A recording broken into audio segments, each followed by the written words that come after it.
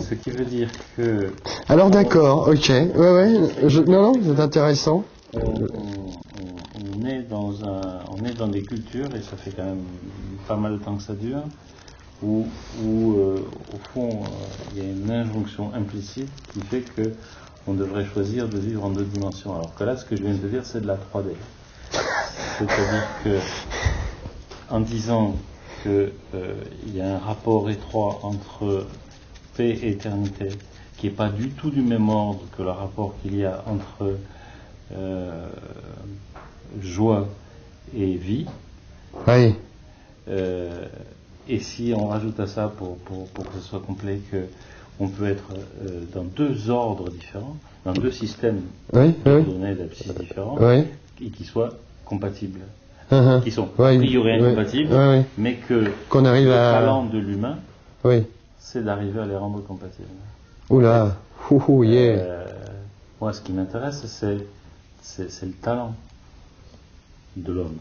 Oui, quand il en a. Son talent à penser, son talent à vivre, son talent à inventer des espaces-temps. Tout ça va bien. Il y a un truc qui ne va pas. C'est qu'est-ce que je fais du trou noir dont on parlait cet après-midi. Qu'est-ce que je fais de cet espace-temps?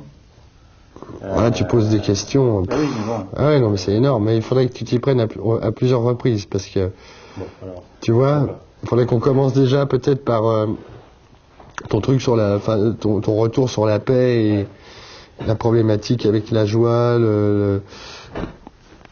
et ça, parce que... Alors, on va partir de ça. Oui, c'est ça. Donc, première proposition numéro 1, on va dire, le rapport entre la paix et l'éternité. Et le sentiment qu'on se sent éternel, invincible, éternel, intemporel, dans un espace-temps, sentiment totalement ouvert, ou figé. Non, mais oui. Mais en tout cas... où le centre est partout. Voilà. La question du centre à la périphérie se pose plus. Absolument. C'est ça la paix. Oui, c'est la divinité. Et c'est pas la même chose que la mort. Vous disiez la paix des cimetières. Non, c'était... La paix, c'est un sentiment... Tout à fait d'accord. La plénitude. Complètement. De l'éternité, qu'on peut ressentir. C'est ça. Plus dans une contemplation à la matière ou au paysage que dans la contemplation qu'on peut avoir avec un autre. Probablement. Tu vois, j'essaie de comprendre en même temps que je parle. C'est que la jubilation, c'est plus lié à l'altérité, alors que la paix, c'est plus lié à la nature. Ou à la surnature, oui, je comprends ce que tu veux dire. Oui, c'est bien. Je suis tout à fait d'accord en plus. C'est une grosse question. Mais c'était bien que ce que tu disais, c'est-à-dire que effectivement, la paix comme sensation intérieure est liée effectivement à l'éternité. C'est-à-dire que, pourquoi? Parce que la paix vient précisément du fait que soudainement, je veux dire, la bonne nouvelle existe, à savoir que, oui, d'une certaine manière, on va dire, l'homme est éternel, à condition qu'il soit sauvé. Enfin, d'ailleurs, il est même éternel dans la damnation, mais peu importe. Et puis, l'autre rapport que tu indiquais entre, joie ou jubilation, comme tu dis, et la sensation effective, disons, d'être vivant.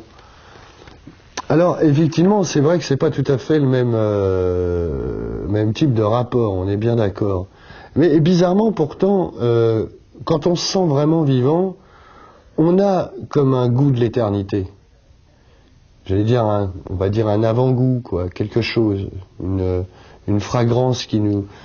On est d'accord, bizarrement, ce sentiment d'éternité est souvent très éphémère, mais il est très impressionnant, sens d'impression là sur soi. Ce qui fait que, c'est vrai que, comme tu disais, il y a peut-être des systèmes d'abscisses et de coordonnées, d'abscisses qui coordonnent pas complètement, mais en même temps, on voit bien que c'est lié tout ça, quoi. Ça forme un quadrilatère, là, encore une fois, une mise en croix, là, avec 4 pôles. Donc la joie, la sensation de vie, la paix, la sensation d'éternité, et tout ça n'est pas comment dire, contradictoires au sens brutal du terme, quoi. Ça forme plutôt comme des changements de phase, d'intensité, quoi. Je verrais plutôt ça comme ça. Je serais pas capable a priori de dire laquelle est supérieure à l'autre, c'est peu importe là. Elles sont peut-être d'ailleurs à chaque fois contenues l'une dans l'autre aussi. À chaque fois qu'on passe à une orbite, il y a l'autre dedans. C'est souvent comme ça les choses dans l'univers. Donc ouais, ça déjà, je pense que en plus les deux termes joie et paix, enfin mis comme ça, et puis donc éternité et vie posent effectivement vraiment bien comment je dirais, le rapport de rapport, la hiérarchie qui s'instaure entre les quatre termes. Je trouve ça très bien. Moi. Alors, admettons provisoirement que ça tienne. Qu'est-ce qu'on fait de cette disparition, de cet espace-temps effondré au milieu de notre siècle, au milieu de notre parcours, on va dire? J'ai lu dans un livre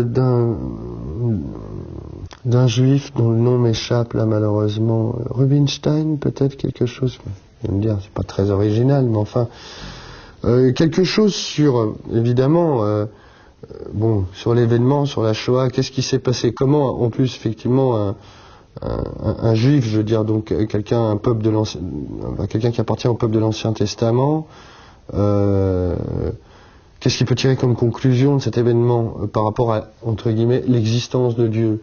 En fait, d'après ce que je lis, ce que je recoupe d'ailleurs de plusieurs auteurs, George Steiner aussi, c'est que Auschwitz, c'est peut-être précisément le moment où... Il faut savoir que dans la théologie judaïque, il y a ce moment qui s'appelle le Tzimtzum, qui est la contraction infinie, le retrait en fait infini de Dieu du monde, par lequel, bizarrement, le monde est créé aussi. Alors, je sais plus, je crois que c'est ce Rubinstein, si le livre, je l'ai malheureusement pas fini, qui essaye de pointer du doigt quelque chose qui est même de l'ordre de l'indicible pour un juif, je pense, qui est qu'à ce moment, Auschwitz, c'est le moment précis de l'actualisation du Dieu apophatique. Le moment où il se retire complètement du monde et où il laisse l'homme avec ses talents divers et variés, si j'ose dire. Et donc, oui, évidemment, dans ce trou noir, puisque toute la lumière divine en est partie, les choses sont livrées au contre-pôle divin, qui est le diable, si tu veux. Et donc, oui, ce qu'on peut faire de cet abysse, c'est déjà en premier lieu essayer de comprendre ce qui s'est passé, parce qu'on pourra de toute façon pas en faire grand-chose, je pense, mais au moins comprendre. Or, à part, c'est vrai, quelques survivants, peut-être de l'expérience comme ça, dont les voix nous sont parvenues presque par miracle, et puis quelques penseurs qui continuent d'essayer de comment dirais-je, d'attraper le phénomène, quoi, de le comprendre. Il faut bien dire que la pensée post-Auschwitz, c'est quand même très pauvre par rapport à l'événement. Je dis pas qu'il n'y a pas quelques phares, quelques points, mais on peut pas dire qu'une anthropologie, par exemple, nouvelle soit née sur les cendres de l'homme à Auschwitz. Or pourtant, ça me semble bien nécessaire, moi. Si on veut se comprendre nous-mêmes, qu'est-ce qui s'est passé là, quoi. Il me semble qu'il y a une hypothèse qui n'a pas été clairement envisagée, mais qu'on pourrait envisager, c'est que ce qui se passe à Auschwitz, c'est pas le fait que Dieu soit congédié, c'est que l'homme soit congédié. Oui, c'est ce que disait Foucault aussi. D'ailleurs, ça va de pair aussi. Enfin, je pense. Parce qu'un tel retrait, à partir du moment où, comme tu le signifiais d'ailleurs fort bien tout à l'heure, l'homme a été créé à l'image de Dieu. Donc nous sommes les images de Dieu. À partir du moment où on congédie Dieu, on commence déjà à se congédier soi-même. En tout cas, j'allais dire précisément la figure que l'on a de nous-mêmes. Ce qui fait que d'un côté, on peut arriver précisément à cet anti-monde qu'est Auschwitz, dans lequel les SS appelaient les cadavres qui sortaient des chambres à gaz, voire même peut-être d'ailleurs, je crois, les déportés eux-mêmes, des Figuren, c'est-à-dire des mannequins. Or, le SS était lui-même aussi un mannequin, c'était un robot. Donc, bizarrement, pas bizarrement du tout, mais le moment où Dieu est congédié, c'est aussi évident, congédié. Le moment où, oui, on peut dire qu'il est congédié d'ailleurs. C'est évidemment le moment où l'homme s'anéantit dans toute sa splendeur, c'est mon expression consacrée, quoi, dans toute son horreur. Donc là, on va reboucler et on va se rendre compte qu'on est dans un piège mortel. C'est que comment trouver la paix dans un univers avec un trou? Très bonne question. La question a été posée peu de temps après Auschwitz, posée en des termes parfois d'ailleurs un peu ambivalents, qui était... Adorno avait une réponse, j'allais dire, radicale, quoi. Grosso modo, on ne pouvait plus faire de poésie après Auschwitz. Ça voulait dire que d'une certaine manière, les nazis avaient gagné. Parce que si on ne peut plus faire de poésie après Auschwitz, les nazis ont gagné, on est bien d'accord, puisque leur objectif c'était précisément la destruction de la poésie, d'une manière ou d'une autre. Du verbe. Oui, du verbe, absolument. Donc si le verbe n'est plus capable d'exister après Auschwitz, et si le verbe n'est pas capable de rendre compte de cette expérience, c'est que les nazis ont gagné. Dans ce cas-là, il faut se rendre à l'évidence, ils ont gagné malgré leur défaite, comme je te disais avant pour une autre question, disons leur défaite objective, quoi. En fait, ça voudrait dire que leur programme a gagné. Ce qui est quand même quelque chose de difficilement admissible, faut bien le dire, quoi. Je veux dire, il n'y a pas 25 millions de Russes qui sont morts pour que dalle non plus, quoi. Je veux dire, au bout d'un moment, c'est énervant. Non, je ne trouve pas. Donc... C'est énervant tant que tu restes dans un principe de valeur d'usage. Non, mais c'était un peu une joke, c'était un peu au second degré ce que je disais quand je dis que c'est énervant, mais c'est dire que 25 millions de Russes et je ne sais combien de millions d'autres personnes, sans parler des Juifs qui sont partis en fumée dans le ciel de Silésie, est-ce que tous ces gens-là sont morts pour que précisément le programme biopolitique nazi, en fin de compte, paradoxalement, se mette à devenir le vainqueur, paradoxal mais terminal de la bataille? On peut se dire quand même que là, la démocratie est une vaste fumisterie. Donc, parce que si on n'est pas capable de se penser nous-mêmes après ce qui a été fait là, c'est pas compliqué. Ce qui a été fait là va se reproduire à une échelle évidemment, équivalente au volume de progrès techniques qui ont été accomplis, et ils ne sont pas négligeables depuis 1945. Avec une différence quand même importante, c'est que ça peut se reproduire à plus grande échelle, alors même qu'on serait en même temps totalement privé, puisqu'on est débarrassé du verbe, totalement privé de la possibilité de s'en émouvoir encore. Ah, complètement. Ah, ça me scie même ce que tu dis là. Oui. D'ailleurs, d'une certaine manière, on pourrait voir, par exemple, le génocide du Rwanda, ce qui s'est passé au Cambodge sous Pol Pot, la guerre en ex-Yougoslavie, comme peut-être, à la limite encore, je ne sais si on peut le voir comme des signaux d'alarme ou disons des signaux d'alarme dans le simple sens, ce sont peut-être tout simplement des signes avant-coureurs. C'est-à-dire que quelque part, encore une fois, on nous dit attendez là, c'est en train de recommencer. C'est de la même manière que le génocide des Juifs par Hitler avait quand même été précédé, par exemple, du génocide des Arméniens par les Turcs, des massacres à grande échelle des Chinois par les Japonais. Je veux dire, les choses apparaissent jamais non plus complètement comme ça. Il faut, un grand criminel a toujours quelques petits précurseurs, j'allais dire, qui l'ont aidé à quelque part à asseoir sa position d'une certaine manière et à prendre peut-être avoir quelques sources d'inspiration. Donc oui, pour moi le problème central est toujours reste un mystère. Maintenant tu te posais la question de savoir comment on peut être en paix quand on sait que le siècle s'est quelque part brisé en son milieu là autour de cet événement. Mais je te disais que la paix, ça voulait pas dire obligatoirement l'indifférence. On peut être en paix, même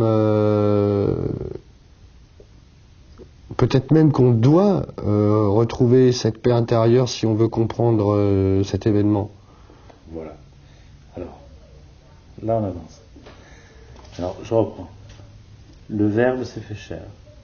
En détruisant la chair, on détruit le verbe. Oui. Pour retrouver le verbe. Il faut retrouver la chair? Non.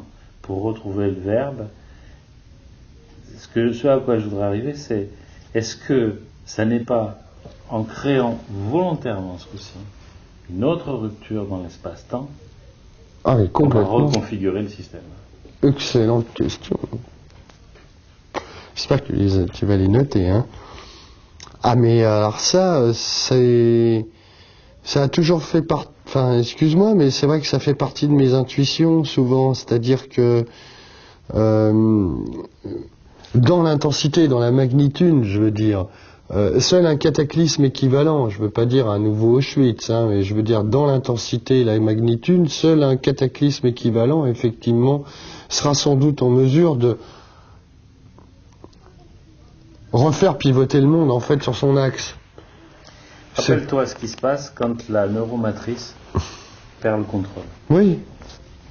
Il faut que la femme lui dise rappelle-toi comment tu t'appelles, neuromatrice. Il faut qu'il se réinitialise. C'est-à-dire qu'il faut qu'elle rompe le charme, on pourrait dire. Oui. Ou oui. La spirale. Oui. Donc, s'il y a un certain moment, il y a eu comme ça ce blind dans l'espace-temps, il y a peut-être quelque chose à faire aujourd'hui dans la posture. Enfin, l'homme, sans se prendre pour Dieu, peut quand même en référer au mystère pour dire attends, on va à nouveau, il faut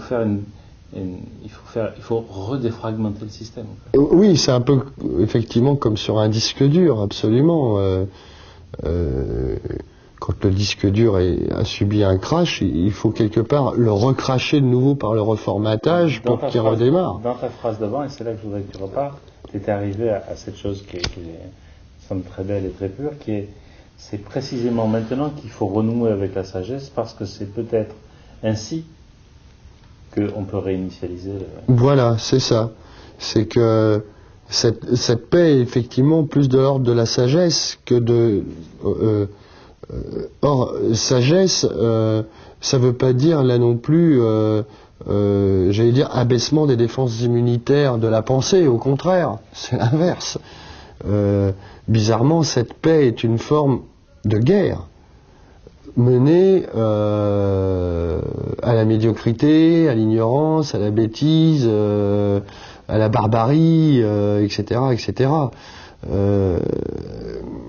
Ça veut dire quoi? Ça veut dire que,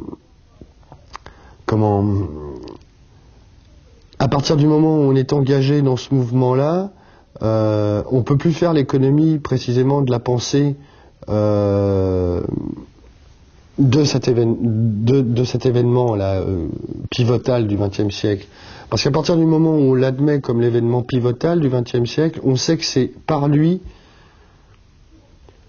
qu'on va peut-être, si on le comprend, si on est capable de refaire basculer, j'allais dire, la chose dans son processus inverti, de réinventer une vraie pensée, parce que c'est ça aussi qui s'est perdu, qui a été détruit, c'est que pourquoi j'allais dire le programme nazi, d'une certaine manière, est parvenu paradoxalement, en fait, à gagner les esprits, même sous une couverture humanitaire, c'est que son premier objectif, c'était la destruction du langage, et qu'il y est parvenu. Et que bizarrement, personne ne s'est rendu compte que dans les décennies qui ont suivi, ça n'a fait qu'empirer. En particulier en Occident. Au point que, maintenant, ça devient très difficile même de parler, j'allais dire, puisque les mots sont devenus des pièges, qu'ils ont perdu leur sens. Donc cette entreprise de destruction du verbe, chez les nazis, elle était tout à fait corrélative avec la destruction crématoire, si j'ose dire, de la chair. Il n'y a pas de hasard là-dedans. Ça n'existe pas le hasard là, à ce niveau-là. Cette entreprise systématique de destruction de l'homme, elle ne pouvait passer que par la destruction du langage et effectivement l'anéantissement physique le plus poussé qu'on pouvait trouver à l'époque. Alors qu'est-ce que ça signifie pour nous maintenant? Ça signifie que il faut qu'on réinvente le langage. Il faut qu'on réinvente la pensée.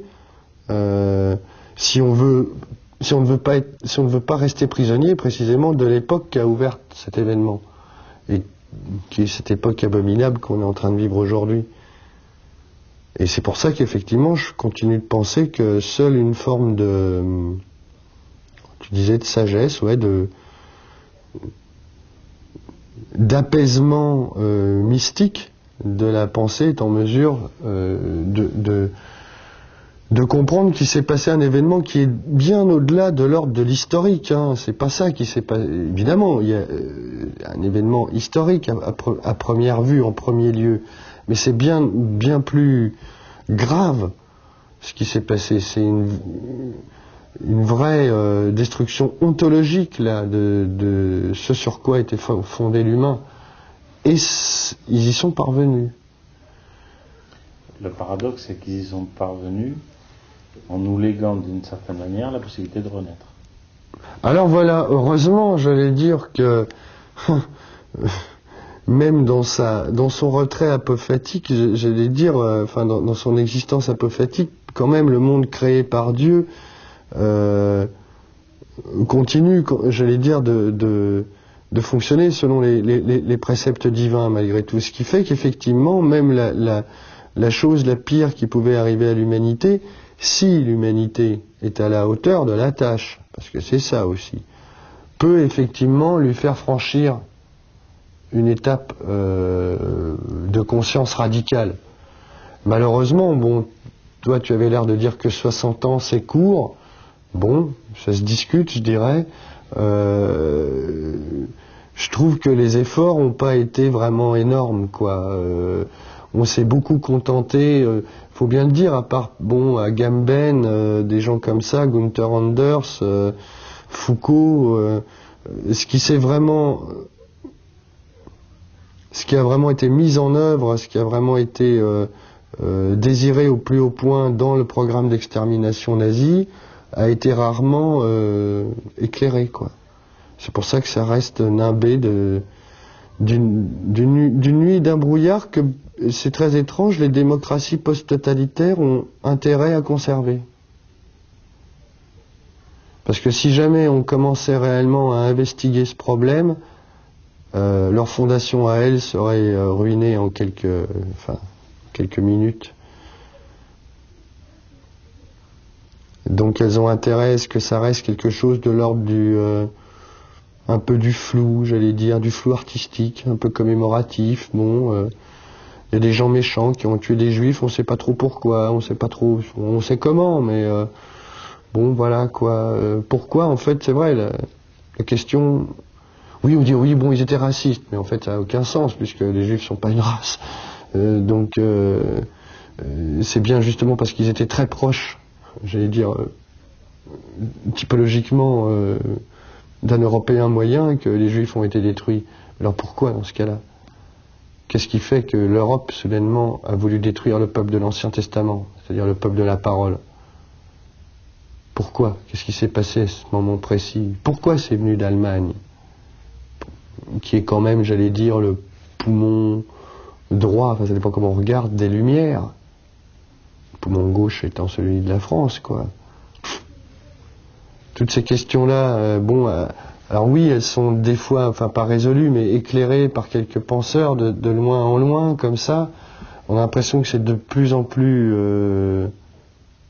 écartés, j'allais dire, les uns des autres, ce qui fait que les phares sont de plus en plus loin dans la nuit, et le brouillard, et en fait tout le monde s'en fout. Il faut dire les choses comme elles sont, tout le monde s'en fout.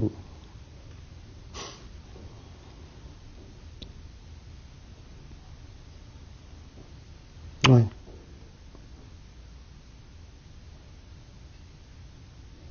Parce que ça voudrait... Imagine l'effort que ça demande aujourd'hui. Bon, malgré tout, 3 générations après, on n'est toujours pas capable d'arriver vraiment à penser l'événement. Mais est-ce que c'est vraiment parce qu'on n'est pas capable, ou est-ce que parce qu'on le veut... C'est parce qu'on ne le veut pas, qu'on ne veut pas au moins essayer de le faire? Parce que soudainement, là, ça nous mettrait justement face à l'abîme. Si on se met à le penser, cet événement, soudainement, là, on est face à quelque chose qui s'ouvre et qui... alors bon, vaut mieux, hein, on referme la plaie, on coud, on met 2-3 fleurs et 2-3 couronnes, comme je te disais, et puis c'est bon. Le problème, c'est que là, effectivement, c'est un trou noir. Un trou noir, ça se recoupe. Quand ça va nous ressauter à la figure, ce truc-là, c'est pas possible que l'humanité puisse... C'est une chose que je comprends pas, c'est comment l'amnésie post-traumatique a pu se mettre en place aussi vite dans les années 50-60, quoi. Ça me semble tellement... et on sent bien, enfin moi j'étais très jeune à l'époque, mais quand je relis un peu peut-être des fois la presse de l'époque que j'ai conservée, de mes parents, des choses comme ça, on sent cette envie tout de suite là dès Saint-Germain-des-Prés, hein, dès le Tabou Club, des Juliette Gréco et tout ça, on tourne la page, hein. Il faut qu'on s'éclate, quoi. Hein, c'est la Movida. Alors, je peux comprendre la Movida après le franquisme, il n'y a quand même pas eu des camps d'extermination à chambre à gaz, hein, sous Franco. Et quand même faire la fête comme ça en 46-47, j'ai pas dit qu'il fallait obligatoirement pleurer et tout ça, mais il n'y a pas eu l'effort de penser, de prendre le truc sur son dos quand même, quoi, et de dire bon, attends, là, si on veut rigoler, même à la limite, si on veut pouvoir faire la fête, faut qu'on amène notre civilisation un petit cran au-dessus, là, et puis on va pouvoir vraiment là être dans la joie. Mais ça n'a pas été fait. Oui, enfin on peut dire aussi que ça n'a pas été fait parce que ça ne pouvait pas être fait. Alors. Mais on pourrait dire aussi qu'on pourrait peut-être commencer à le faire maintenant. Et dans le délire festif dont parle Murray, il me semble qu'il y a une chose qui n'est pas très claire chez Murray, c'est que il me semble qu'il confond l'image du délire festif, mais c'est une fête sans joie. Absolument, mais je crois qu'il le dit, hein. C'est-à-dire qu'effectivement, cette espèce de fête sans joie, comment peut-il y avoir de la joie dans un monde qui est précisément basé sur son éradication?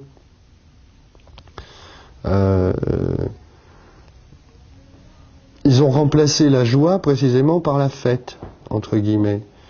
Dans le sens que ça a pris aujourd'hui, je vais dire la teuf, comme on dit, hein, faire la teuf. Ce qui généralement, moi, il m'a suffi d'en traverser quelques-unes pour me rendre compte que c'était bien souvent d'une très grande tristesse. Donc, comment dire, s'il n'y a plus de possibilité réellement de joie et de plaisir, eh bien, en fin de compte, bizarrement, ces soi-disant comiques ou ces soi-disant personnes qui sont dans la jubilation sont en fait de très tristes cires. Oui, mais on peut aussi augurer, comme le fait Ballard dans Millennium People, que le système va péter, pas là où on l'attend. Oui. C'est plus les damnés de la Terre qui vont se lever, c'est les privilégiés, entre guillemets, middle class, qui en ont marre de rire jaune, c'est-à-dire qui vont casser le jouet parce que c'est un jouet. Oui. Oui, mais ça, et qu'à force de Starac, à force de télé-réalité, à force de crédit d'impôt, ou à force de Squatch, et à force de 4x4, et à force je vois très bien. d'emploi du temps surbooké pour leurs enfants, et à force de tout ça, à un certain moment, de façon irruptive, des gens qui ont tout vont péter tout ce qui est à leur portée. Comme ceux qui s'apprêtent à voter non pour l'Europe en disant qu'ils sont pour l'Europe, mais qui vont quand même péter le truc parce qu'il faut arrêter de déconner, il faut bien casser quelque chose. C'est ça. Hein. Donc c'est bien ceux qui ont qui vont péter le truc, pas ceux qui n'ont pas. Puisque ceux qui n'ont pas souhaitent accéder à l'avoir. Exactement. Alors que ceux qui ont l'avoir vont peut-être commencer à vouloir accéder à l'être. On est dans un vrai bordel. Ah ben alors ça c'est magnifique ce que tu il faut tout c'est très très très bien. J'ai pas lu le roman de Ballard, mais le fait qu'effectivement on va dire les classes pauvres ne soient plus dans un processus révolutionnaire entre guillemets, puisqu'elles sont, on va dire, le seul espoir entre guillemets pour elles serait effectivement l'intégration, au moins dans les basses couches, disons de l'économie monde, alors que ceux qui ont pourraient soudainement vouloir se mettre à être, ce qui du coup effectivement disloquerait complètement le système, puisque les hyper-consommateurs, on va dire, se mettraient à détruire ce qu'ils consommaient avant, sans doute peut-être dans une... Je pense que c'est à peu près le récit de Millennium People, mais je crois que dans IGH, Ballard avait déjà aussi prédit une situation analogue, j'allais dire d'entropie en fait sociale dans les middle upper class, quoi. Pardon. Alors, ça voudrait dire aussi une chose, c'est que d'abord, il ne faut plus voir la société française comme on l'a vu avec le prisme, disons, qu'il soit, enfin, faux ou vrai, peu importe, mais disons, avec le prisme, disons, des luttes de classe classiques héritées, disons, de l'école marxiste, quoi. Par exemple, au risque de choquer, faut pas croire que dans les banlieues, les gens sont pauvres. Le trafic de coke, ça ramène beaucoup d'argent. Les gens, entre guillemets, enfin en tout cas beaucoup, roulent dans des BMW que ne pourraient pas s'offrir, j'allais dire, un métallurgiste, s'il en reste, dans la région de Clermont-Ferrand. Donc, il y a ça aussi, c'est-à-dire que il y a tout un tas de faux dispositifs mentaux, enfin de projections sur des populations qui sont considérées, par exemple, comme j'allais dire lower class, comme on dit aux États-Unis, alors qu'en fait, elles ne sont pas vraiment des classes sous-prolétarisées. Quelque chose est arrivé dans nos sociétés où le sous-prolétariat n'existe, enfin, j'allais dire quasiment plus. Il s'est transformé dans une sorte de nouvelle bourgeoisie, bizarrement, et une bourgeoisie voyoucratique. Bon, c'est comme ça, mais qui fait beaucoup d'argent. Parce que la prostitution albanaise, ça fait beaucoup d'argent. Et le trafic de poudre, ça fait beaucoup d'argent. Sans parler du trafic de Kalachnikov. Donc... Non mais c'est ça, c'est-à-dire qu'il y a une espèce de dérive totale de tous les continents. Enfin, Ballard, il a une expression qui est assez rigolote. Il parle de la lumpen intelligentsia. Ah bah voilà. Voilà. Donc c'est toutes les catégories qui ripent. Oui, absolument. C'est-à-dire que dans les banlieues, oui, il y a des nouveaux riches. Voilà. Tendance pègre. C'est ça. C'est de la pègre. Oui, oui, tout à fait. Et puis l'intelligentsia s'effondre. S'effondre Voilà. et envie de péter le truc. C'est ça. Donc ça c'est quand même. Je vais le lire. Je pense que le roman est pas très bon. Ah. Ou alors la traduction est exécrable. Ah mince, ça c'est dommage, parce que Ballard est un grand écrivain. Mais là, tu verras. Ok, Il me semble qu'il y a un truc qui ne va pas. Ok. Alors, soit je pense que la traduction est exécrable. Ah mince. Mais ça n'enlève rien à la vision du mec. Là, il est en train de nous dire quelque chose. Il est en train de nous dire que ça va péter, mais pas là où on l'attend. Oui. Et ça va péter là où ça ne devrait pas péter. Oui. C'est-à-dire que c'est comme s'il y avait tu n'es pas le seul à dire ça, tu le dis aussi à ta façon et d'autres aussi. C'est comme s'il y avait une redistribution générale des cartes, et au moment où on distribue les cartes, comment dire, ce qui est imprimé sous la carte change pendant que tu les distribues. Ah oui. Donc, c'est un vrai jeu à l'aveugle, c'est clair. C'est plus poker menteur. Non, bon. Donc là, la partie qui se dessine, elle est quand même assez sexy. Je m'attendais pas à ça. oui, c'est bon, Ballard en plus. C'est cette autodestruction, j'allais dire, cette entropie qui peut saisir les sociétés non plus par le bas, comme précisément la bourgeoisie a eu tant peur pendant des décennies, sans comprendre qu'en fait, en créant les conditions d'accès à la richesse, elle avait de fortes chances de faire en sorte que les classes pauvres, petit à petit, elles aussi, disons, s'embourgeoisent petitement, mais juste suffisamment pour qu'elles arrêtent de faire chier, entre guillemets. Et là où Ballard est très fort, c'est de montrer qu'effectivement, on va dire avec le basculement en cours dans le XXe siècle, effectivement, une redistribution des cartes totalement imprévisible est sûrement en cours, quoi. Sans compter que, excuse-moi, mais le truc est que, je ne sais pas si dans son roman ça apparaît, mais ce qu'on appelait autrefois la classe ouvrière,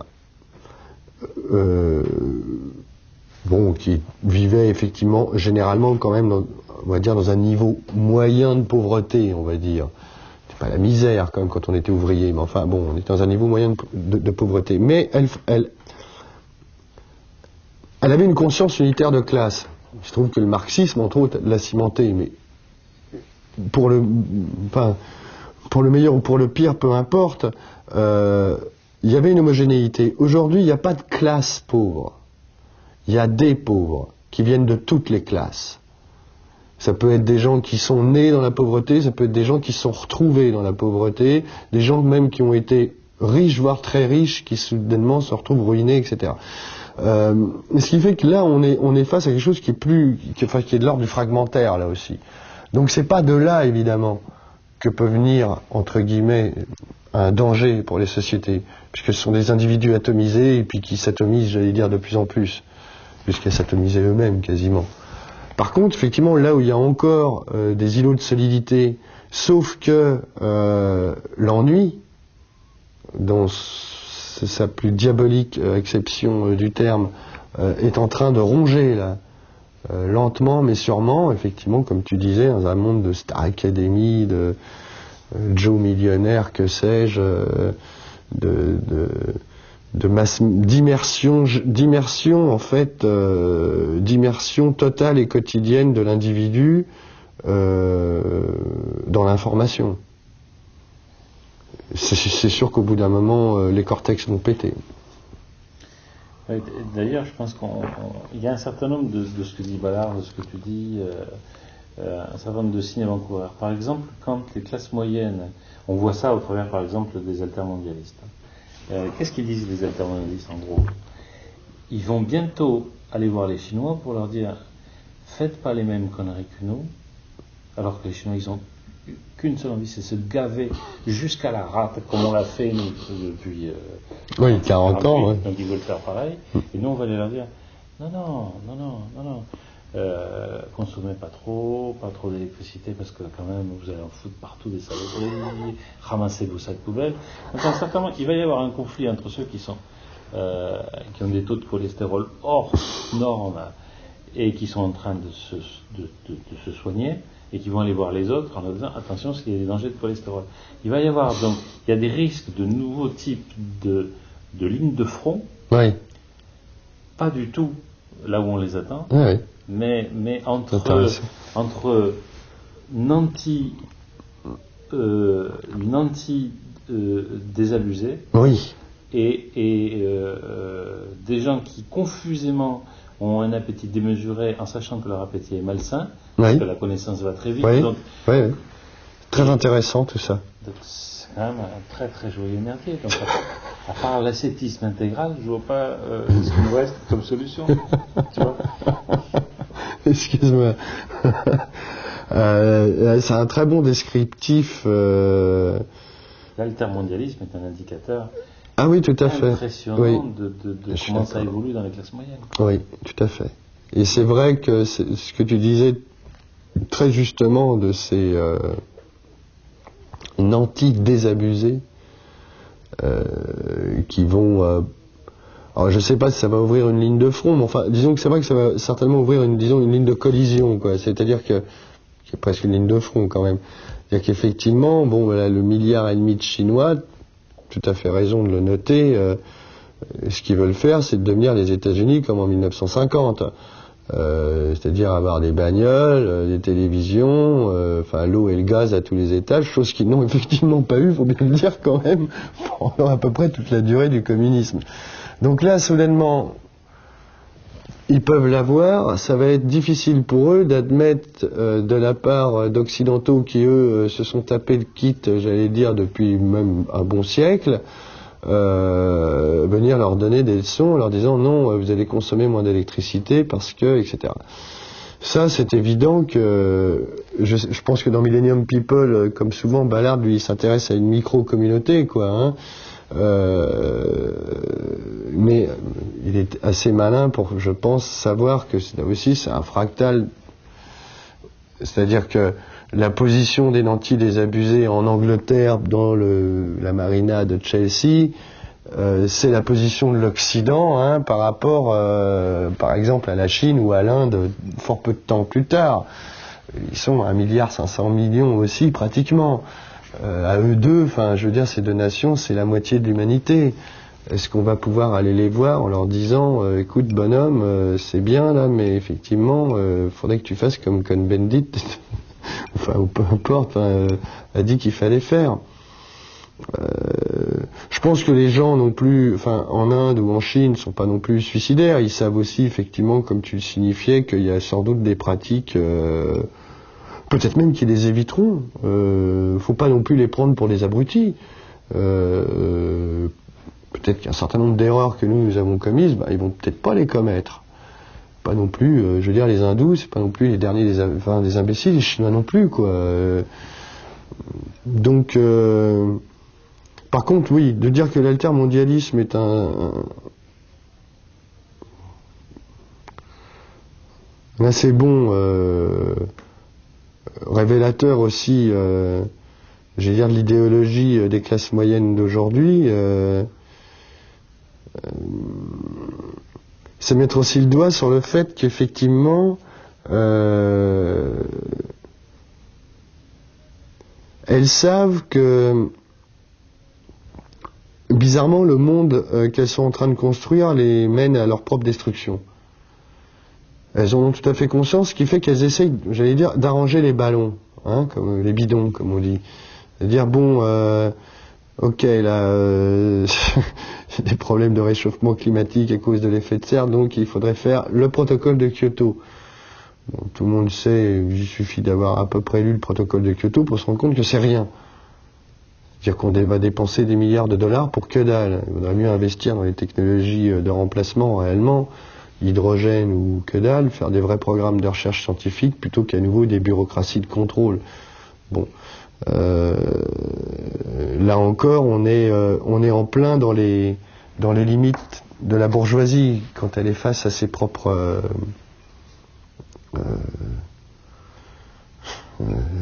miasmes, j'allais dire, quoi. L'écologie, c'est un peu le dernier recours aussi d'une anti-désabusée, d'une certaine manière. Ils n'ont pas compris que on ne pouvait pas conserver la Terre. La Terre n'est pas un musée. Ça se conserve pas, il n'y a pas de conservateur. Donc, la seule issue pour l'homme, c'est de choisir comment il va la transformer. Il ne s'agit surtout pas de dire il faut arrêter de la transformer, parce que là, on va à la catastrophe la plus terrible, quoi. C'est-à-dire, en fait, une transformation terminale. Et à ce niveau-là, l'écologie me semble être, j'allais dire au vrai sens du terme, terriblement réactionnaire, quoi. C'est-à-dire même pas capable d'assumer le progrès dans son retournement possible. Ouais, c'est quand même grave. Ça nous permet de conclure pour ce soir et de boucler sur... C'est peut-être là que c'est peut-être ça le point de départ de l'écrivain. C'est-à-dire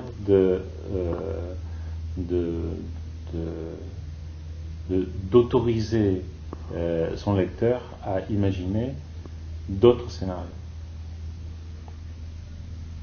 Ouais. Alors c'est pas très bien dit, mais... Non, mais si. Parce qu'effectivement, c'est-à-dire que quand vous imprimez en fait un roman dans la tête d'un lecteur, parce que c'est ça qui se passe au final, quand vous prenez conscience de votre pouvoir d'écrivain, c'est que vous vous rendez compte que vous êtes capable d'imprimer directement des mots dans la tête d'un autre, quoi. C'est ça qui se passe. Et ces mots, ils viennent de votre tête à vous. Comment dire, c'était quoi ta question, merde? Fuck. Ça permet de boucler en disant que c'est là où commence le... C'est-à-dire, quand il n'y a plus possibilité pour la communauté de se dire quoi que ce soit à elle-même, l'écrivain arrive et lui dit, mais regarde, il y a cette histoire-là, c'est un nouveau point de départ. Alors oui, voilà, c'est ça, j'avais perdu le truc, excuse-moi.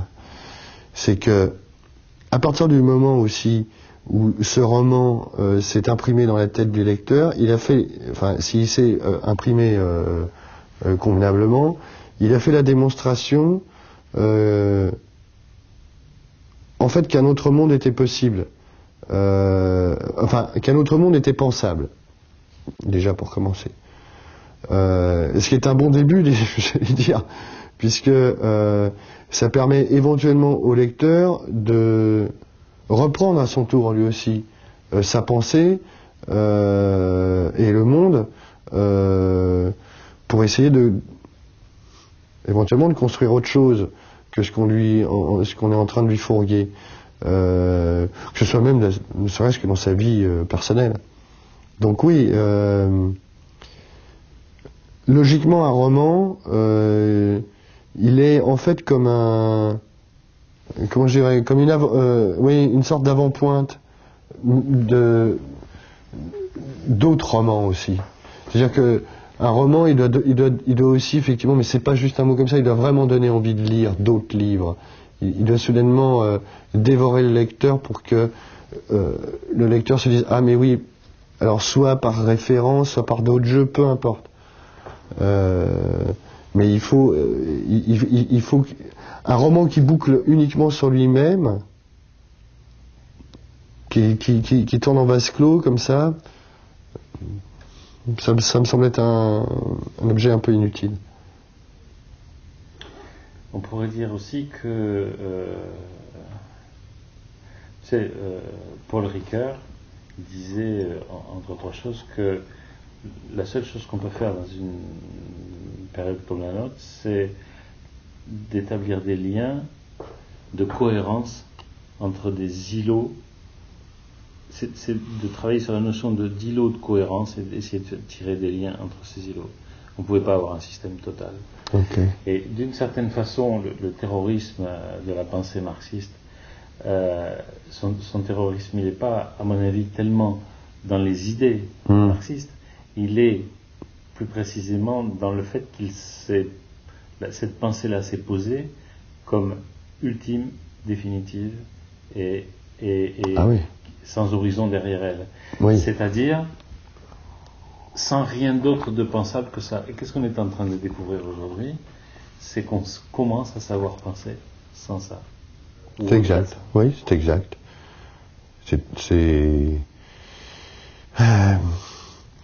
Moi, je connais mal Paul Ricoeur, mais je commence à m'y intéresser. C'est d'ailleurs Thierry Bardini qui m'en a parlé le premier. Oui, c'est quelqu'un qui est là pour le moment un peu en attente, malheureusement, parce que mon temps est limité, mais je pense que je vais attaquer prochainement. Alors, comment je dirais, son aphorisme, enfin son analyse, comment dirais-je, enfin sa vision plus exactement de la pensée comme mise en lien d'îlots de cohérence, j'allais dire probablement, voulait-il dire, dans un océan d'absurdité.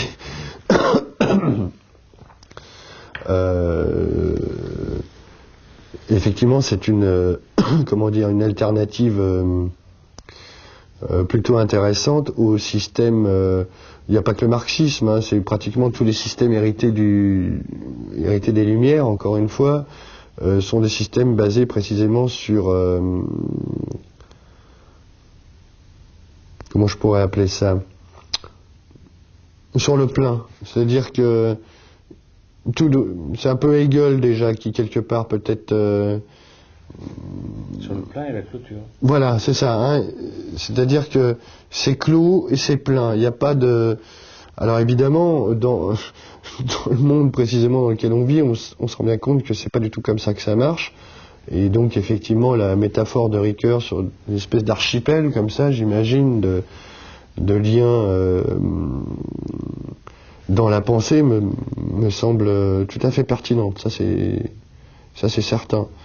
Et donc l'écrivain, c'est celui qui dit alors, il y a encore du pensable. Voilà, c'est ça. C'est exact. L'architecture, ça. C'est ça.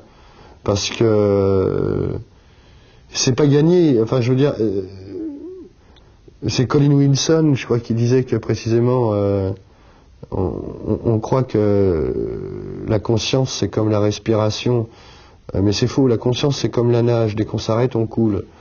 Et j'aime bien cette métaphore. Parce que c'est ça, c'est-à-dire que aujourd'hui c'est tout juste si notre époque est réellement pensée, et c'est toujours parce que j'allais dire entre guillemets l'époque dont elle est le produit n'est toujours pas pensable. Alors bon, bah, si l'écrivain il a quand même un petit rôle à jouer au XXIe siècle, ce sera de faire en sorte de rendre pensable tout ça, quoi. Parce que sinon, bon, vaut mieux changer de métier, passer à autre chose. Good.